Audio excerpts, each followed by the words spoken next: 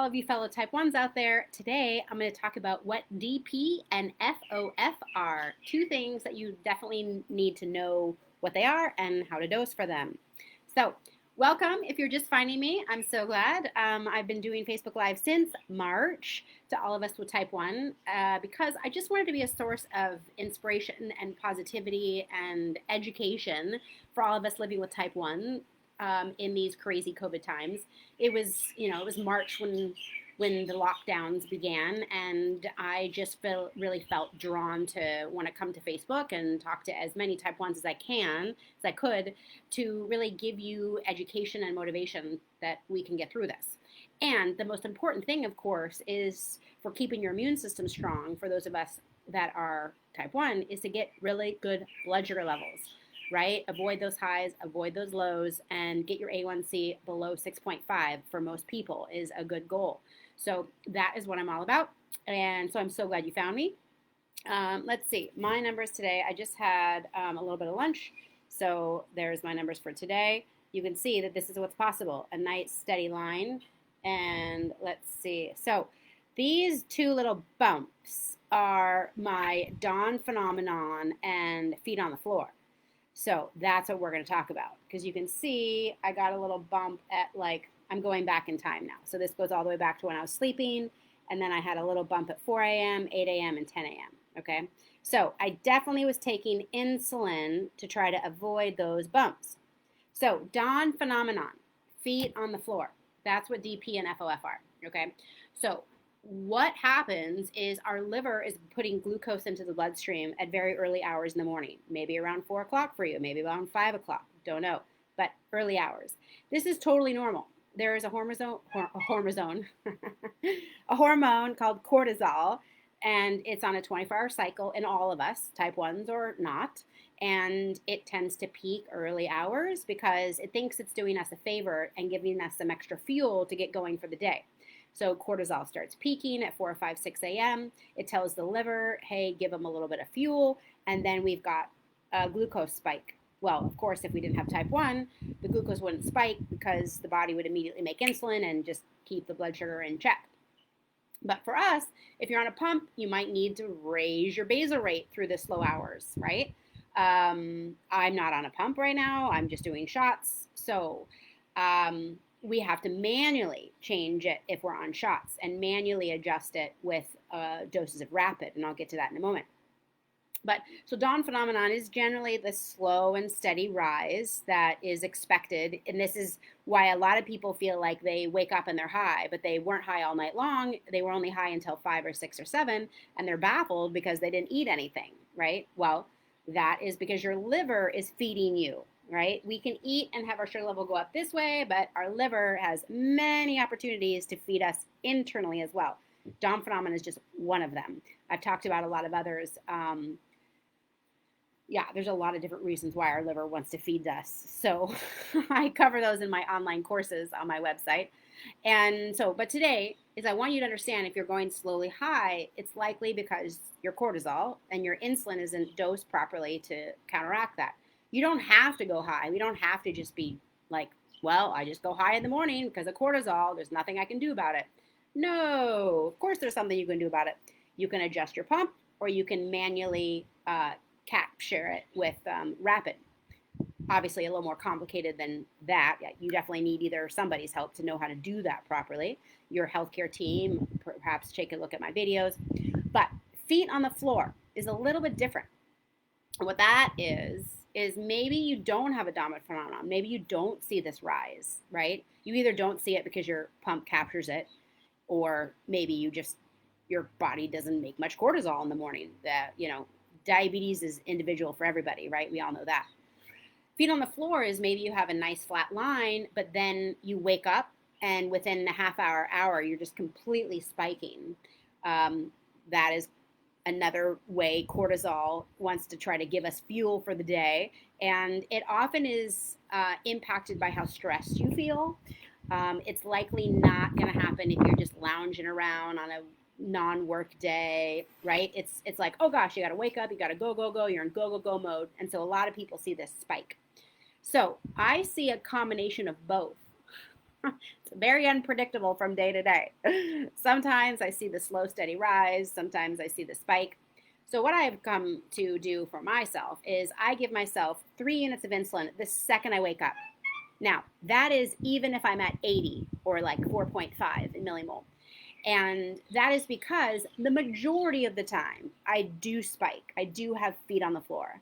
Sometimes, frankly, I have the slow dawn phenomenon, and my high alarm gets, I have my high alarm set all the way down to 120, and I've already hit 120 by 5 a.m. So sometimes my CGM wakes me up, and I just do a little teeny correction for that and go back to sleep or stay up or whatever. But I manually will cover this one if my CGM wakes me up. But preventatively, I always take 2 or 3 units as soon as I wake up to avoid this one. Now, I don't always need that, though. You might not always need that. So if I didn't actually need the 2 to 3 units right when I wake up, then I just have some fruit for breakfast. I have some berries. I have half a banana. I have an apple. So most of the time, I need those 2 to 3 units. Generally, 1 unit is a pre-dose for my breakfast because I generally have at least about 10 carbs for breakfast. So anyways, this is the dance I do in the morning. What is your dance like? Do you already know that your pump covers your slow dawn phenomenon? Do you not have a slow dawn phenomenon? Do you see feet on the floor? What is it like for you? So I wanted today to educate you that if you see wacky numbers in the morning, this could very much be why, because your body is giving you glucose in the morning, maybe slowly, maybe quickly. So I cover this on really how to manage this and how to get off the roller coaster course if you want to learn more. But I'm just so glad that you found me today because hopefully this information has enlightened you. Like Jeremy just said. Jeremy said, I've always wondered why I wake up with high blood sugar. Well, there you go, right? You're having a cortisol spike. Likely, if you're flat all night and then you spike, it's definitely cortisol. If you're just high all night, well, then either your basal's too low or you didn't dose enough for dinner, right? So I love working with patients privately because we can kind of, be investigators and tease out all these different variables and figure out what we need to change, right? Because it can be kind of overwhelming if we don't have the ideas of like, oh, is it too much basal, too little basal? Is it dawn phenomenon? Is it cortisol? Is it my pump not working? Is my insulin get too hot yesterday? Am I on my 3rd day of the pump and it's not absorbing, right? So I like to help patients kind of do all the investigative, questioning that we have to do to figure out, how to get good sugar levels. And that is what I am here to share with you I'm really, really pumped and passionate about helping you get the full toolbox that you need to actually know how to get really good sugar levels, avoid all those highs, avoid all those lows, have a nice, steady, flat line as much as possible. Like that is what's possible, right? So I can tip back in a few dimes. Let's see. So that's the past. So that's a little dinner spike over here, right at 5 p.m. But then I slept nice and steady, and now I just have a little breakfast spike. So this is what's possible, people. So I'm so glad you found me. If you want to learn more, definitely check out my website. It's drjodynd.com. I've got classes there. I've got my academy. You can have a free call with me. Let's see. Jeremy says, it spikes in the middle of the night around 2 or 3. I'll usually wake up and take my insulin if it's on the rise.